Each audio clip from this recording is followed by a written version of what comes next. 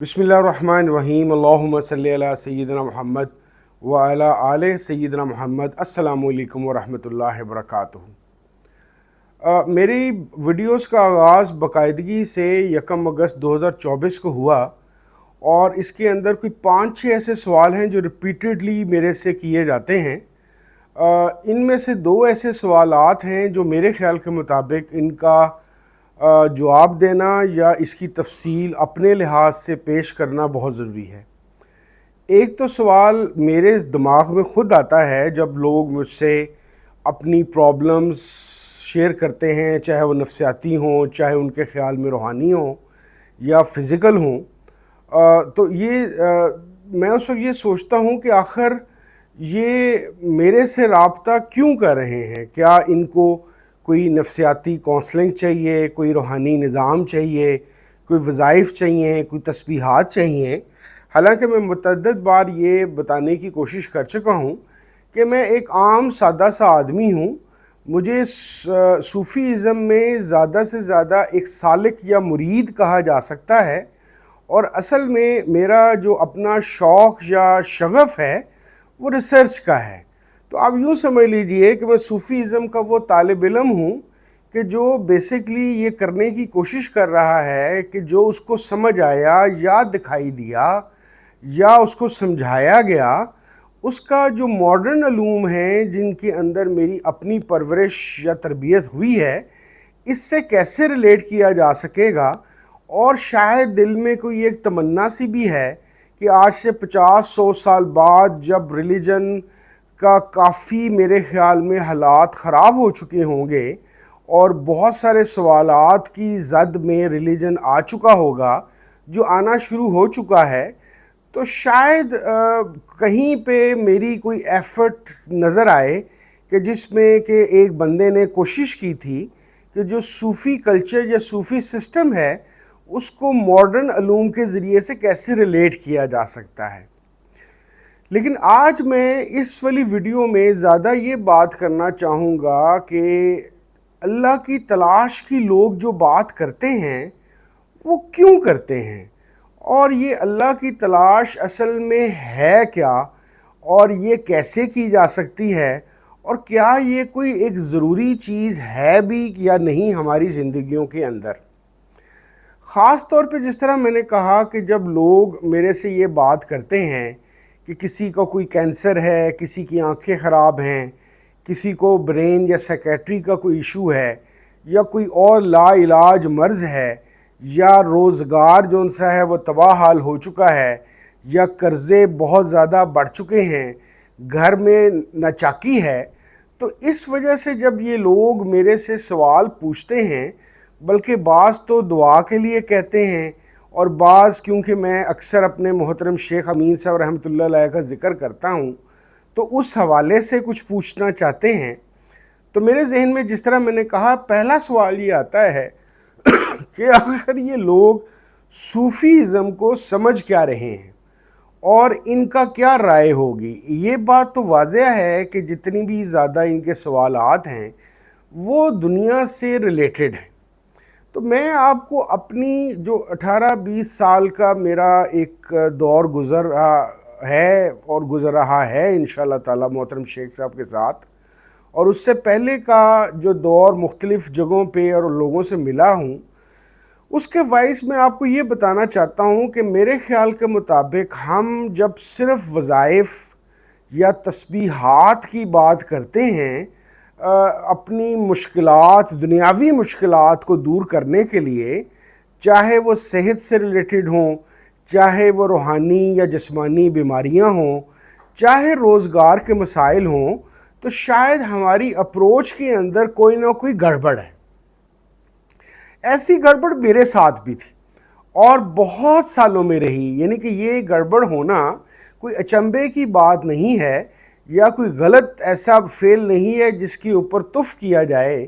بلکہ یہ ایک نیچرل بات ہے کہ انسان جب اپنی طور پہ مختلف کوششیں دنیاوی طور پہ کر کے دیکھ لیتا ہے،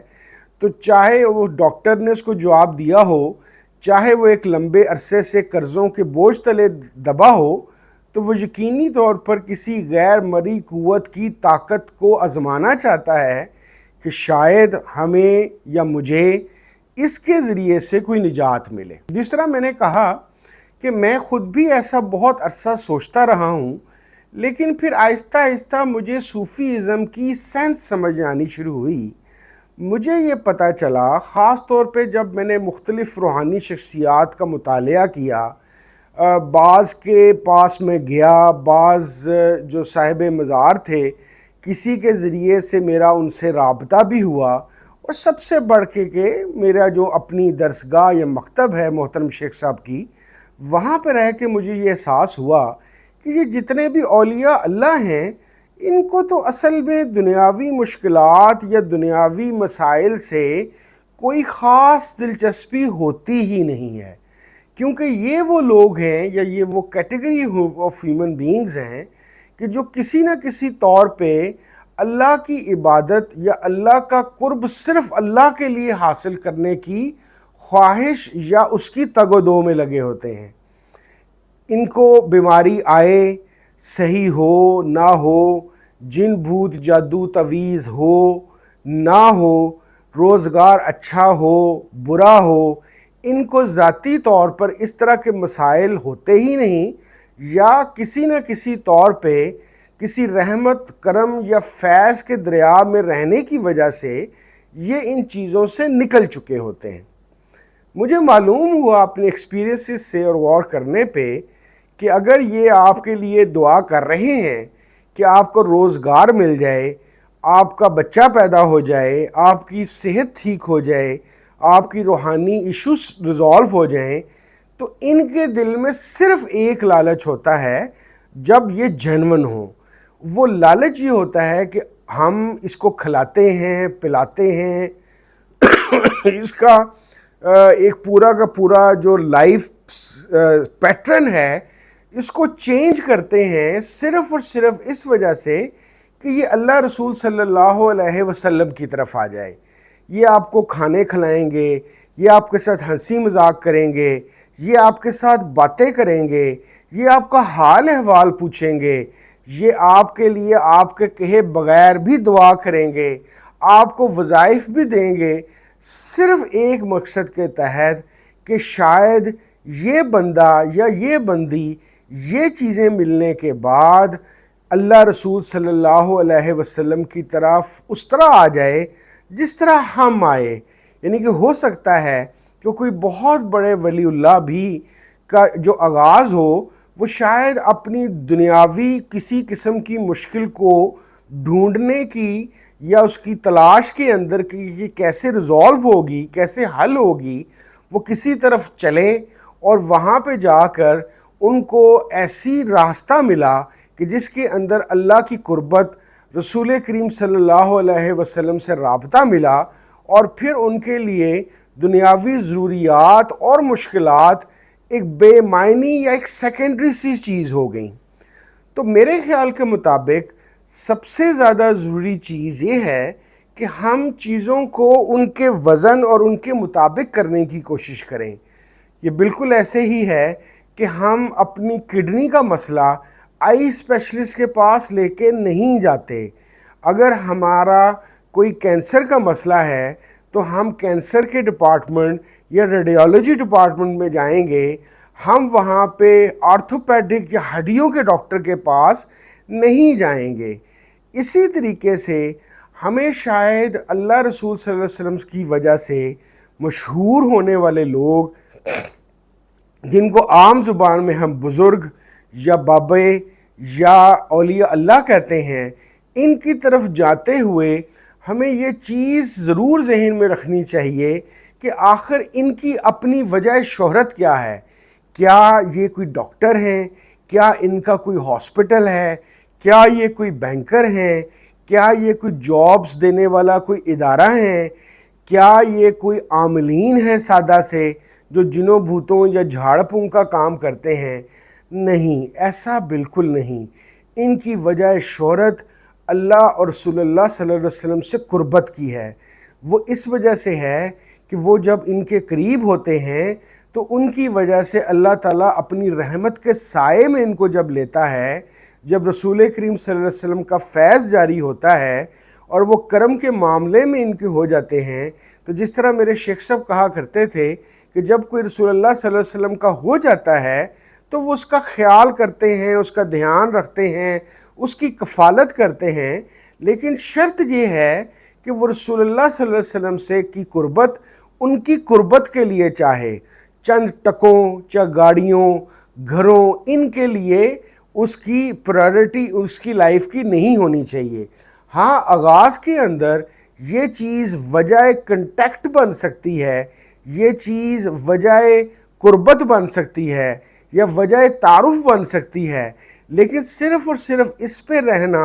ایسا نہیں ممکن ہوگا کہ پھر آپ ان لوگوں کے جن کے دل کے قریب صرف اللہ رسول اللہ صلی اللہ علیہ وسلم ہیں، آپ ان کے پاس صرف اس وجہ سے نہیں جا سکیں گے یا ان کے قریب نہیں ہو سکیں گے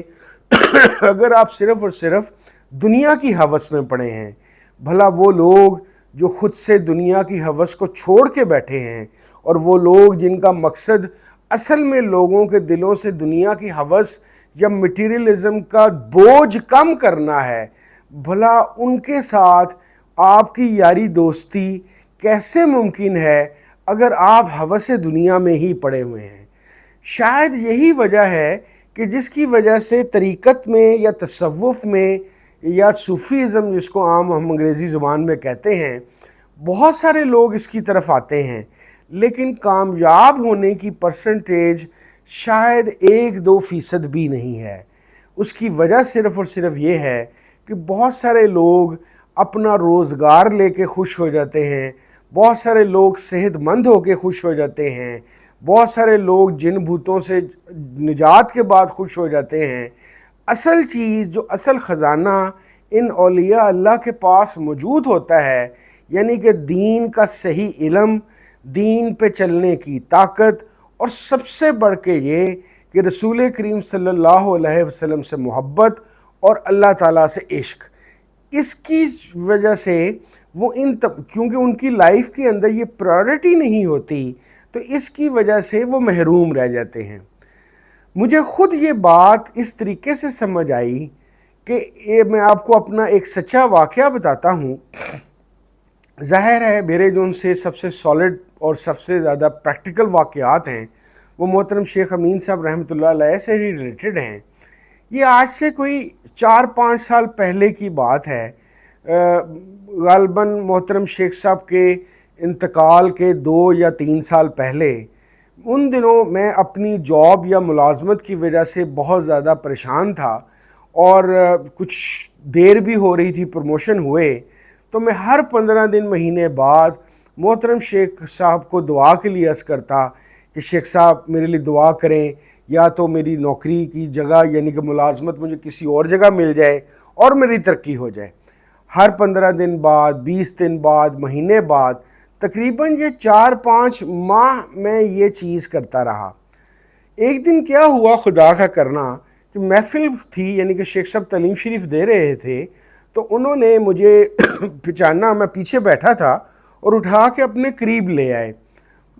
مختلف باتیں ہوئیں، بعض لوگوں کو ان باتوں کا کچھ اور سمجھ آیا، لیکن کیونکہ میں ہمیشہ سے کہتا ہوں کہ شیخ اور مرید کے درمیان جو اصل کمیونیکیشن ہوتی ہے وہ نان وربل ہو رہی ہوتی ہے، اور جو وربل بھی ہو رہی ہوتی ہے اس کا اصل جو مطلب ہے یا القاء ہے وہ شیخ اپنے مرید کے دل میں ہی ڈال رہا ہوتا ہے۔ باقی لوگ شاید کچھ اور سن رہے ہوتے ہیں، ان کو کچھ اور سمجھ آ رہی ہوتی ہے۔ تو میری لائف کا سب سے بڑا سبق مجھے شیخ صاحب نے اس دن دیا، اور مجھے فرمایا،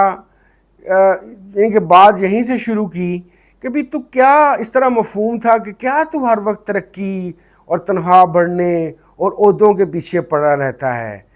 کیا روحانی طور پہ، کیا تصوف کے اندر تجھے ہم نے اپنی طرف سے کوئی کمی کی ہے؟ تو سوچ سکتا ہے کہ جیسے تیرے اعمال ہیں اس کے باوجود ہماری طرف سے تجھ پہ کتنے بڑے بڑے کرم ہوئے ہیں۔ لوگ ترستے ہیں ان چیزوں کو سمجھنے، سیکھنے اور یہ تاکہ دیکھنے کے لیے جس کو ہماری وجہ سے تو نے دیکھا اور جانا، اس کے باوجود تو دنیا کے پیچھے پڑا رہتا ہے، تجھے اپنے گریڈز کا مسئلہ رہتا ہے، تجھے اپنے پیسوں کا مسئلہ رہتا ہے۔ میرے لیے یہ بات بہت شرمندگی کی تھی، کیونکہ شیخ صاحب کا ہر لفظ حق اور سچ تھا۔ اس وجہ سے کہ میرے بے عمل ہونے کے باوجود، میرے دین میں صحیح چلنے کے باوجود، میرے پہ شیخ صاحب نے، کیونکہ مجھے شوق تھا چیزوں کو جاننے کا، دیکھنے کا، سمجھنے کا، تو شیخ صاحب نے، اب سمجھ لیجئے کہ میرے اوپر دریا نہیں سمندر کھولا ہوا تھا۔ تب مجھے پہلی دفعہ احساس ہوا کہ اصل میں شیخ صاحب اصل تعلیم شریف یا اصل مجھے انسٹرکشنز آج دے رہے ہیں کہ چھوڑ پڑے اس دنیاوی چکروں کو، چھوڑ پڑے کیا ہوتا ہے، کیا تنخواہ ہے، صحت کیسی ہے، دنیا مل رہی ہے یا نہیں مل رہی، تو مجھے دیکھ اور میری وجہ سے تجھے اللہ رسول کا جو معاملہ مل رہا ہے تو اس کو دیکھ۔ اپنی نالائکی کی وجہ سے میں اس پہ پورا عمل تو نہیں کر سکا، لیکن آپ لوگوں کو میں ایک بات بتانا چاہتا ہوں۔ وہ دن ہے اور آج کا دن، پتہ نہیں 4 سال گزرے یا 5 سال گزرے، خدا کی قسم میرے ذہن میں اس کے بعد کبھی اپنے گریڈ کی پروموشن، کبھی اپنے تنخواہ کا بڑھنا، کبھی اپنے ٹیکسز زیادہ یا کم ہونے کا خیال ہی نہیں آیا۔ اور یہ چیز باقاعدہ میری ملازمت کی جگہوں پہ میرے کولیگز، میرے سینئرز، میری جو مینجمنٹ ہے اس نے بھی چیک کی کہ عمر وائیں جو ہر وقت ٹیں ٹیں کر کے بولا کرتا تھا کہ میری اتنی تنخواہ کیوں ہے، اتنی تنخواہ کیوں نہیں ہو رہی، میرا گریڈ اتنا کیوں ہے، اتنا کیوں نہیں ہو رہا، یہ خاموش ہو گیا ہے۔ اب ان کو کیا پتا کہ مجھے شیخ صاحب نے کیا دکھا کے کیا سمجھا دیا ہے۔ تو میرا آپ لوگوں کو اس واقعے سے اور جو بات میں کر رہا ہوں ایک مشورہ ہے، آپ ایک دفعہ زندگی میں ہمت کر کے، جتنے بھی کوئی بھی ولی ہے، کوئی بھی بزرگ ہے، کوئی بھی اللہ تعالیٰ کی طرف بلانے اور ملانے والا ہے، اس کی طرف صرف اللہ رسول صلی اللہ علیہ وسلم کی طرف جا کے دیکھیے۔ اب یقین جانیے، آپ نے اگر ان کا فیورٹ بننا ہے، ان کی قربت حاصل کرنی ہے، تو یہ ان کا ایک ویک پوائنٹ ہے کہ یہ دنیا نہیں مانگتا، یہ اچھا مرید ہے کہ یہ ہم سے اللہ رسول صلی اللہ علیہ وسلم مانگتا ہے، یعنی ہم سے یہ وہ مانگتا ہے جو ہمیں سب سے زیادہ محبوب ہے۔ اب یقین جانیے، ایسے لوگوں کو، یعنی کہ اللہ کے ولیوں کے قریب ہونے کا اس سے بہتر طریقہ کوئی نہیں ہے۔ جب آپ ان کے قریب ہو جائیں گے تو یہ آپ سے اور طرح کی محبت کریں گے، آپ کے اوپر فیض اور کرم اور طرح کا کھولیں گے، آپ کے کہے بغیر یہ اللہ سے آپ کے لیے دعائیں مانگتے رہیں گے، آپ کے کہے بغیر اور مانگے بغیر آپ یہ اللہ تعالیٰ سے آپ کو چیزیں لے کے دیکھیں گے۔ آپ صحت کا مسئلہ کیا، آپ کو ایک کانٹا بھی چبھے گا تو خدا کی قسم ان کو آپ سے زیادہ تکلیف ہوگی۔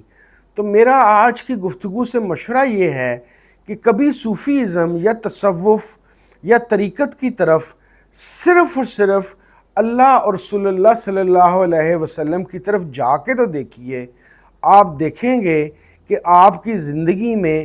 ایسی خیر ہوگی کہ جو آپ نے سوچی بھی نہیں ہوگی۔ آپ کی بن مانگے حاجتیں جن کو آپ نے ابھی سوچا بھی نہیں ہوگا،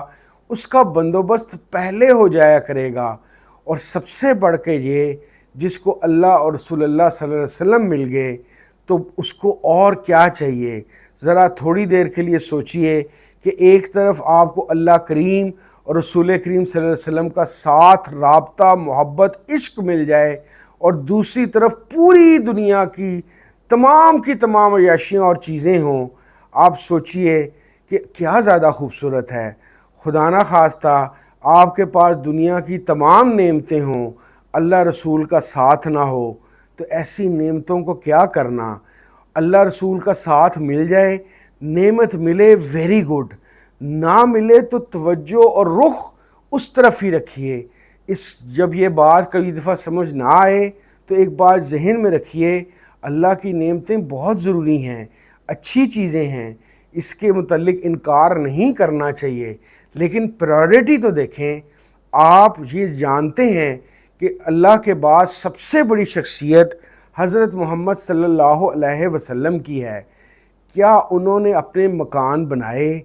کیا انہوں نے جائیدادیں بنائیں؟ کیا انہوں نے اپنے محلات بنائے؟ سب سے عزیز، سب سے محبت جس بیٹی سے تھی، یعنی کہ حضرت فاطمہ رضی اللہ تعالیٰ عنہ، ان کی شادی حضرت علی رضی اللہ تعالیٰ عنہ سے کی۔ حضرت علی سے شادی کرتے وقت صرف اور صرف حضرت علی کا اپنے ساتھ محبت، ایمان اور تقوی رکھا۔ گھر میں تو چمڑے کی ایک مشق تھی، ایک چٹائی تھی، کھانے کو کبھی ہوتا تھا کبھی نہ ہوتا تھا۔ یہ یاد رکھیے کہ آپ جن لوگوں سے دنیا کی نعمتیں مانگ رہے ہیں، جن کی وجہ سے ملیں گی، یعنی کہ رسول اللہ صلی اللہ علیہ وسلم کی محبت کی وجہ سے اللہ دے گا، انہوں نے اپنی زندگی کیسے گزاری؟ ان کی زندگی کے اندر کیا عیاشی، کیا عیش و عشرت، کیا اس طرح کی سہولتیں انہوں نے سوچی بھی؟ کیا اپنے بعد آنے والے خاندان کے لیے جائیدادیں چھوڑ کے گئے؟ کیا محلات، مکانات چھوڑ کے گئے؟ کیا ان کے پاس یہ ممکن نہیں تھا کہ وہ دعا کے لیے ہاتھ اٹھاتے سارا کچھ مل جاتا؟ آپ ذرا ڈھونڈ کے تو دیکھیے کہ کتنے ایسے صحابی ہیں جن کو رسول اللہ صلی اللہ علیہ وسلم نے کوئی آیت، کوئی وظیفہ، کوئی ایسا تسبیح دی ہو کہ جس کی وجہ سے وہ کروڑ پتی، ارب پتی ہو جاتے ہوں۔ صحابہ کو بھی کیا چاہیے تھا رسول اللہ صلی اللہ علیہ وسلم سے؟ صحابہ کو رسول کریم صلی اللہ علیہ وسلم سے صرف رسول اللہ صلی اللہ علیہ وسلم کی توجہ، محبت، عشق اور اللہ تعالیٰ چاہیے تھے۔ آپ یاد رکھیے کہ حضرت عمر نے جو ایک وقت میں جا کے آدھی سے زیادہ دنیا کے مالک یا حاکم بن چکے تھے، امیر المومنین تھے، کپڑا پورا سلانے کے لیے اپنے پاس لباس نہیں تھا۔ اگر یہ ساری کی ساری چیزیں اتنی زیادہ اہمیت والی ہوتیں تو کیا حضرت عمر بھی ان کا بندوبست نہ کرتے؟